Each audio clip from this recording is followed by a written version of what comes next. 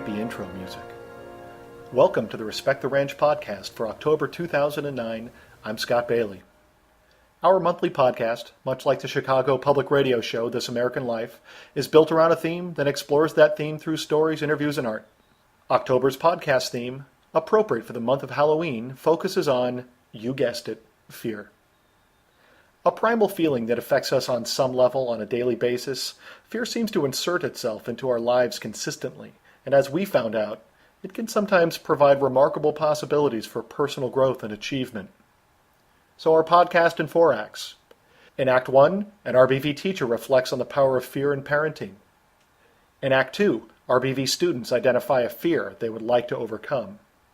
In Act 3, an interview with 2 Wish kids, recipients of wishes granted by the Make-A-Wish Foundation. And finally, Act 4, a poem by Edgar Allan Poe, read by a teacher considered the golden throat of Rancho.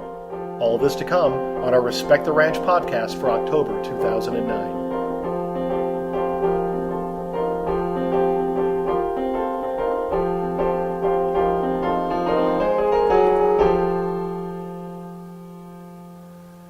Let's get started. Act 1. RBV English teacher, IB coordinator, and mother of 2, Heather Golly almost seems to relish the role of fear in her life.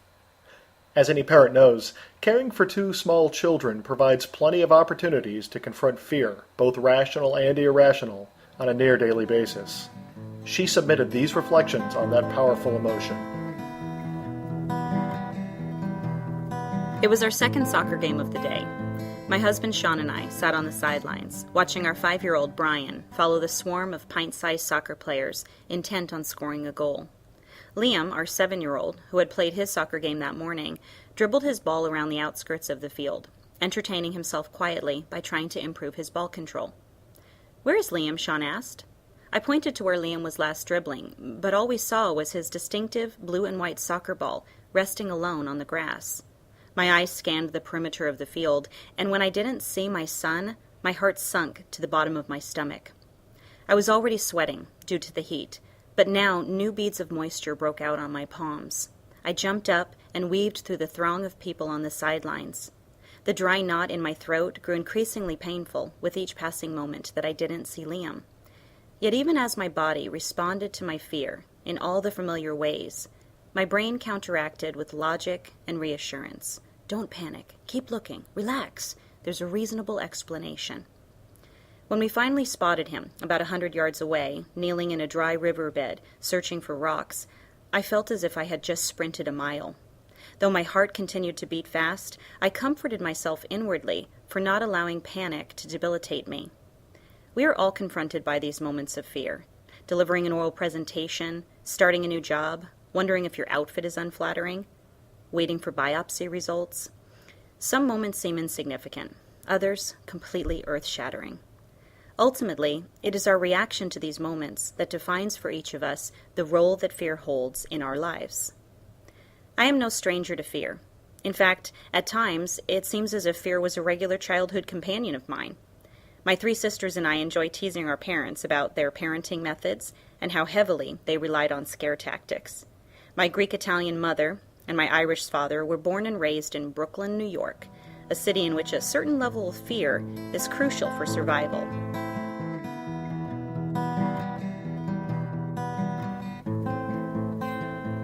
They became parents at a young age, in 1970, and they were blessed over the next decade with 4 girls. Looking back, my parents seemed to be in a constant state of anxiety as they contemplated the myriad ways we could be in danger. My mother taught us to be extremely wary of strangers, explaining that they could be potential kidnappers or pedophiles. She described to us how quickly we could be snatched away from her. If she used a public restroom, she made each of her daughters put 1 foot under her door where she could see them. She spoke to us frequently and honestly about potential peril. Similarly, my father took every opportunity to remind us to be cautious. When my father taught us to drive, he instructed that driving defensively meant assuming that all the other drivers on the road were distracted and that they would veer into our lane if we weren't aware. If we were on our way to a dance, he would remind us never to leave our drink unattended because someone could spike our soda.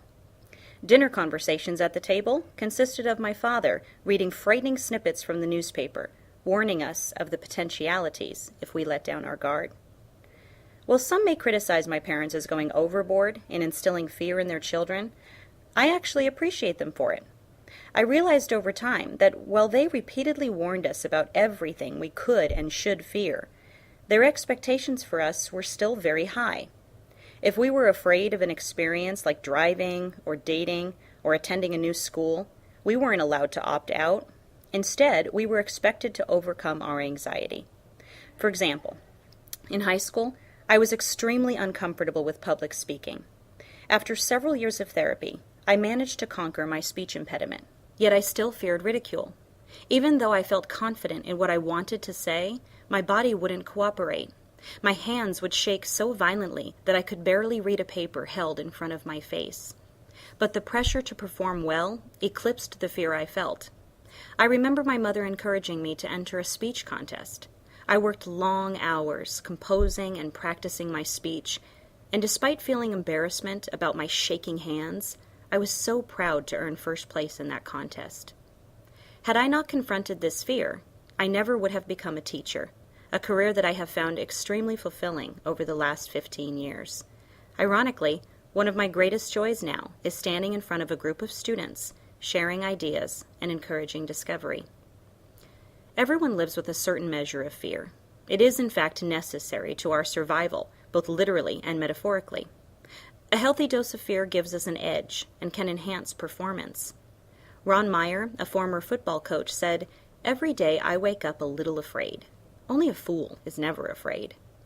He recognized that it is naive to believe we can or should eradicate fear altogether. If fear is unavoidable, what is important is how we engage that fear, how we reconcile that fear with action. For example, when I thought I had lost Liam, I could have allowed unproductive anxiety to overwhelm and paralyze me. Just as when I thought I would burn with embarrassment trying to deliver my speech, I could have opted out. But in both cases, rather than succumbing to fear, I presided over it. In all situations, I try to remember that while fear may be a powerful force, the balance of power is still mine.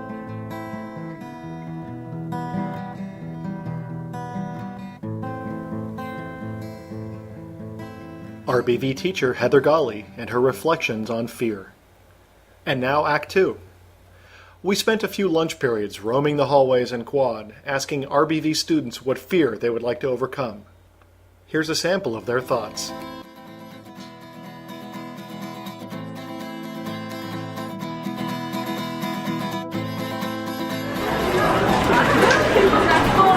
Hi, my name is Shuri, and one of my fears are just to lose important people to me. Hi, my name is Jose, and my biggest fear is spiders. Hi, my name is Salvador, and I'm scared of fat gangsters that stare at me in the street. Hi, my name is Austin, and I'm afraid of dead people. Hi, my name is Denise. My biggest fear is being alone, I guess. Hi, my name is Sharonda, and my fear is that losing a great person to me, which is my dad. Hi, my name is Noelle, and my biggest fear is failure. Hi, my name is Stephanie, and I am afraid of spiders. Hi, my name is Nolan, and I'm afraid of breaking a bone. Hi, my name is Jacob, and my fear is losing. Hi, my name is Robin, and I'm afraid of spiders. Hi, my name is Alec, and I'm afraid of drowning. Hi, my name is Ian. My one fear that I'd like to overcome is my chorophobia, which is the fear of clowns. Hi, my name is Athena, and the one fear that I would like to overcome is the fear of failing high school. Hi, my name is Tori, and one fear that I'd like to overcome is spiders. Hi, my name is Megan, and one fear that I'd like to overcome is big crowds. Hi, my name is Gabby, and one fear that I have that I would like to overcome is failing math. Hi, my name is Lupe, and a fear that I have that I'd like to overcome is heights. Hi, my name is Matt, and the fear I would like to overcome is doing my homework. Hello, my name is Alex. Fear that I have is the cops. Hi, my name is Ricardo, and the fear I want to get rid of is not coming to school. Hi, my name is Brian, and a fear I would like to overcome is my fear of the future. Hi, my name is Ray, and the fear I'd like to overcome is becoming so lazy I won't do my work. Hi, my name is Brandon, and the fear I'd like to overcome is judgment. Hey, my name is Kim, and a fear I would like to overcome are clowns. My name is Giovanni. The fear I want to overcome are car crashes. Hi, my name is Jessica, and the fear I want to overcome is being in a small dark room. Hi, my name is Alexis, and the fear I want to overcome is to be able to go on the biggest roller coaster. Hi, my name is Marlena, and the fear I'd like to overcome is the fear of failure. Hi, my name is Ethan, and the fear I'd like to overcome is of double-decker freight trains. Hi, my name is Emily, and I have a fear of answering people's questions that they ask me. Hi, my name is Jacob, and a fear I'd like to overcome is something about flying. Hi, my name is Jack, and a fear I'd like to overcome is roller coasters. Hi, my name is Kevin, and the fear I'd like to overcome is falling in love. Hi, my name is Miranda, and a fear I'd like to overcome is losing a family member, a very close one. Hi, my name is Maisha. My fear I'd like to overcome is not graduating high school. Hi, my name is Priscilla, and the fear that I would like to overcome is the ACTs and the SATs. Hi, my name is Lily, and the fear that I would like to overcome is not doing well at school. Hi, my name is Brandon, and the fear I'd like to overcome is my fear of getting hit in the face. Hi, my name is Colby, and I have a fear of blood. Hi, my name is Hayden, and one fear that I have that I'd like to overcome is being judged. Hi, my name's Ivan. The fear that I want to overcome is darkness. Hi, my name is Desi, and a fear that I want to overcome is losing the people that I love.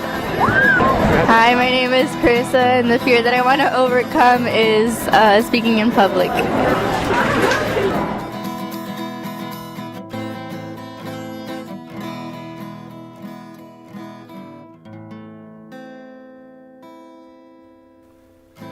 RBV students and their thoughts on overcoming fear. And now Act 3. Since 1980, the Make-A-Wish Foundation has been giving hope and strength to young people with life-threatening medical issues. We sat down with two Wish kids from RBV, seniors Ryan Bloomfield and Jesse Woodford, to talk about their wishes, their medical conditions, and how they deal with fear on a daily basis. I'm here with Ryan Bloomfield and Jesse Woodford, both of whom are Wish kids here at RBV, right? Right. And Jesse, what grade are you in? I'm a senior. And Ryan, how about you? What grade are you in? I'm a senior. And both of you have been at RBV all 4 years? All 4 years. Okay, so you're probably pretty excited to be seniors? Yes. Okay, so Jesse, I know from you, just last week, you're trying to start a new club on campus. Mm-hmm. Can you tell me about the club and what made you want to start it? Well, being a Wish kid, I want to give back because Make-A-Wish has done so much for me. Mm-hmm. Can you describe maybe what a Wish kid is? Well, Make-A-Wish Foundation is when a child with life-threatening or life-limiting illness, like they're given a wish to give them the human experience of hope, strength, and joy. And so when they're given this wish, it turns their attitude around so they can fight it. So it's sort of a power of positive energy to help them fight whatever disease that they're involved with. Ryan, you were granted a wish. Is this true? How old were you when you were granted a wish? 14, 15. 14 or 15? So you were a student here at Rancho when that happened? Yeah. Can I ask you, what was your wish? I got a California room put in the back of my house with a jacuzzi. I'm sorry, say that again. You got they actually built a room in the back of your home? Yeah. And what kinds of things are in the room? I have a lazy boy chair, a jacuzzi, and a flat screen TV. And how about you, Jesse? What was your wish? I'm recently a Wish kid. My wish was to go to Hawaii, Maui, Hawaii, and this was in August, so before school started. Because I chose that because that's where my pain symptoms started, my disease symptoms, and I wanted to go back to go full circle and leave my disease there. You were diagnosed in your sophomore or junior year? I was diagnosed sophomore year, so spring of 2008 was when I was diagnosed. And what were you diagnosed with? I was diagnosed with Langerhans cell histiocytosis. 5 in a million get it. 5 in a million, so really low chances. Yeah. What does the disease do to a body? Okay, well, say like everyone has histiocytes in their body, which are normal, but these histiocytes that I have, they're naughty, and what they do is form tumors. And so the histiocytes formed a tumor in my S1 vertebrae, and I found out because when I was in Hawaii on spring break, I woke up in the middle of the night with pain in my lower back, like excruciating, and I didn't think anything of it. And then it happened every night for the next every night till I had surgery to remove it, and then it grew back, and then I started chemotherapy in November. November of your junior year? November of junior year. And you went ahead and went through chemotherapy for it. Now, it sounds like there's specific things going on there, but it's clusters of tumors that grow in the body. Is that what we decided to start chemo because, I had a tumor in my S1 vertebrae, and they removed it, but in 2 weeks it grew back. Okay. But it grew back not only in the spine, it grew back in a mass in my abdomen. Okay. So I was admitted to the hospital again, and they biopsied it. I've been under 4 biopsies. And then, so to stop it from spreading, which it does, they put me on chemo on November 26th, and I finished May 29th. And that took up most of your junior year. Yes, right? I was homeschooled. I had to leave school, and I lost my hair 2 days before my 17th birthday. So you chose for your wish to go back to this place where you felt like this journey kind of began for you. Yes. Yeah. Mm-hmm. Ryan, when you requested the addition to your home, the things that are in there, are they any way related to your disease? No, I just wanted. It's just like an extra place so I can be comfortable. Just like an extra place I can feel more at home. And are there any modifications in that room for you? I should say for listeners, probably most people would recognize you, right? I mean, you have a wheelchair, an electric wheelchair that you move through school. And because of your disease, you have gauze wrapped around a pretty large part of your body to protect your skin. Is that right? Mm-hmm. What is the name of the disease that you were diagnosed with? Epidermolysis bullosa. Yeah. And is that something that you were born with, or is it something that sort of developed a little bit later? Yeah, I was born with it. 1 in every 400,000 kids get it. Mm-hmm. So I think it adds up to 3 in every million or something. So not very many get it. What are some of the symptoms of it? My skin either get a blister or rips, so it's just my skin's just more fragile. Oh, okay. It's more delicate, so you're more prone. You bump into things, and your skin doesn't react the way other people's do. Where I might get a little red mark, it does serious damage. Yeah. I didn't want to go down a whole lititany of here's everything that's wrong with your body, and that seemed part of that I think is almost voyeuristic. Do you know what I mean? People they're kind of looking in windows. They want to kind of peek in a way that I think is almost kind of disrespectful. Mm-hmm. So I didn't want to feed into that too much.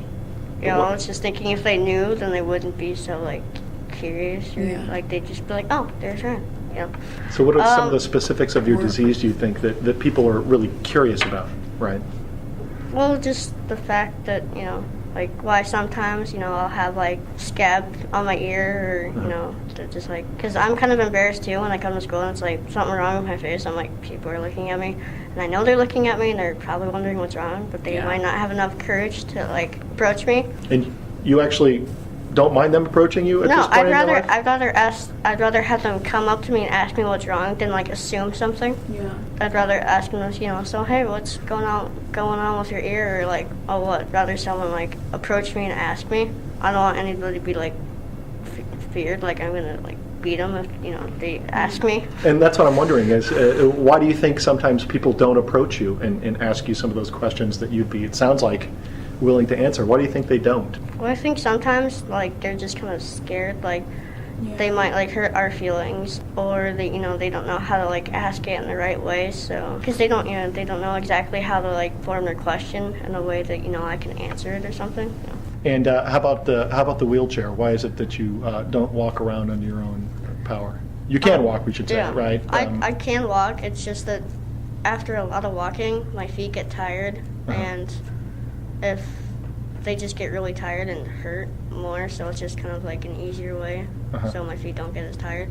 You know, part of what we're talking about this month is the power of fear, and as a teacher, I hear, I hear so many reasons from students about why they don't get things done or they don't sort of live up to their responsibilities. And I think of people like you guys who have, you get things done, you're responsible for your actions, and I wonder what it's like for you when you hear kids your age sort of complaining about their lives. Ryan, have you heard that around you sometimes? Kids complaining? Yeah, I kind of laugh inside my head. Same thing with you, like Jesse. the minute things that people can complain about. It's like, oh my gosh, like look at this. Try and be in my shoes or Ryan's shoes, like anyone, like having something wrong with you. It's like you can't change it. You can help it. You can adapt to it, and you were given it. It wasn't your choice. Can I ask you, before your experience, Jesse, would you have complained about some of the smaller things in life? Kind of like some of the people you look at now and you're like, I can't believe you're complaining about that. Before you were diagnosed, did you find that you kind of complained about things that were maybe a little less important? Well, of course we complain about little things, and I've always had like a perspective on life that's like take every day like one day at a time, and everything's important, and not to like, I used to sweat the big things, but now it's like little things, I'll get to it, and I don't complain as much as I used to. Now, how about you, Ryan? I mean, this is something, it's not like, this is something you've always lived with, right? Yeah. You seem to be a pretty even-keeled guy. Have you just kind of learned from the beginning to... Yeah, I think it's kind of funny because when I was really little, I used to kind of like use my disease as an excuse not to get stuff done. Like, I don't know, just like, I can't think of like an example, but like, I don't know, just like feel bad for me so I can have like, like an extra day or something to do it. I don't know. I just used to... Now, you said you used to use your disease. Yeah. Did you kind of come to some sort of understanding that in some way wasn't appropriate? Just as I got older and, I don't know, just matured, I kind of just grew out of it. Why do you think that you shouldn't use your disease, I guess, for an excuse for not completing? I don't know, just because it's kind of like the easy way out, and it's like sometimes the easy way isn't the right way. Plus, I don't know, I guess it kind of gives some people inspiration, like when I can get stuff done. And like they ask me like, how do you do that? And I can just tell them, and I kind of like, wow, What are some of your fears about the future with the disease? Or are there daily sort of fears that you have because of it? Actually, to be honest, I don't really have any fears. I just don't. I know there's a light at the end of the tunnel, but I just don't know like how I'm gonna get there, kind of thing. So you don't feel like you wake up in the morning scared of anything, really? Some people might think that you do, right? No. You don't. You just get up and you do your thing.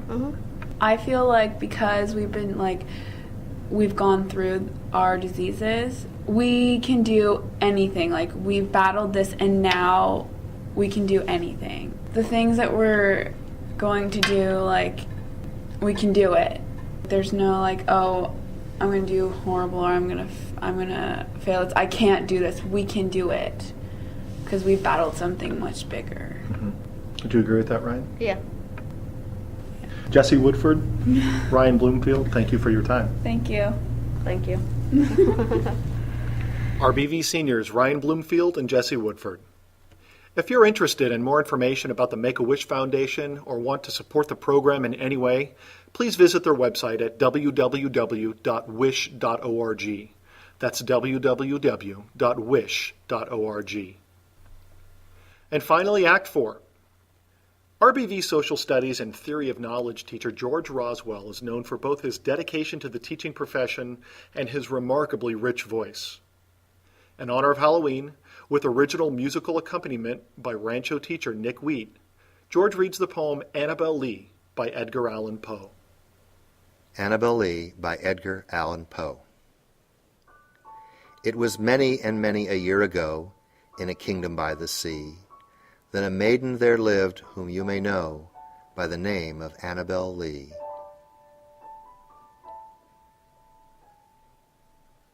and this maiden she lived with no other thought than to love and be loved by me.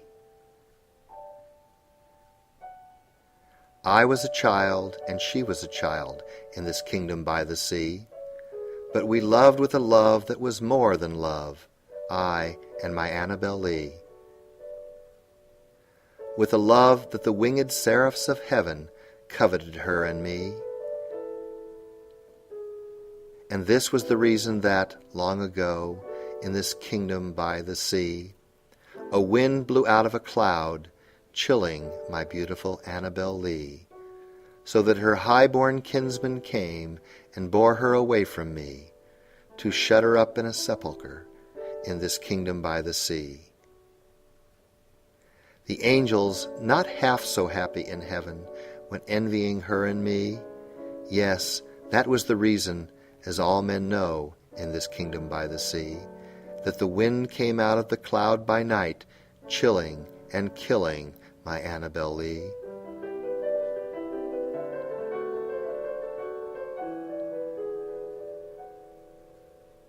But our love was stronger by far than love of those who were older than we, of many far wiser than we, and neither the angels in heaven above nor the demons down under the sea can ever dissever my soul from the soul of the beautiful Annabel Lee.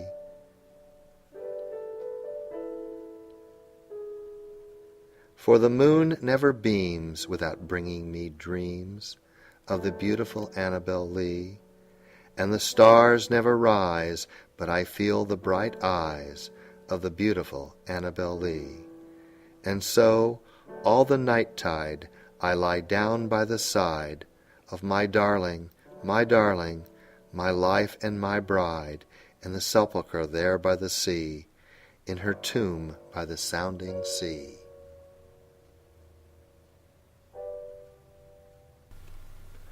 The poem Annabel Lee by Edgar Allan Poe, read by the vocally blessed George Roswell.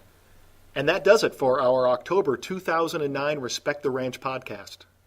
Thanks again to RBV students, teachers Heather Golly and George Roswell, and students Ryan Bloomfield and Jesse Woodford for participating. Our original music was created by RBV teacher Nick Wheat and RBV alumni Nick Shoup, Tyler Esterbrook, and Brian Swoboda. November's podcast theme will be built around the power of family. If you'd like to send us feedback, give us leads on powerful stories, or contribute in any way, email us at rtrpodcast@gmail.com. That's rtrpodcast@gmail.com.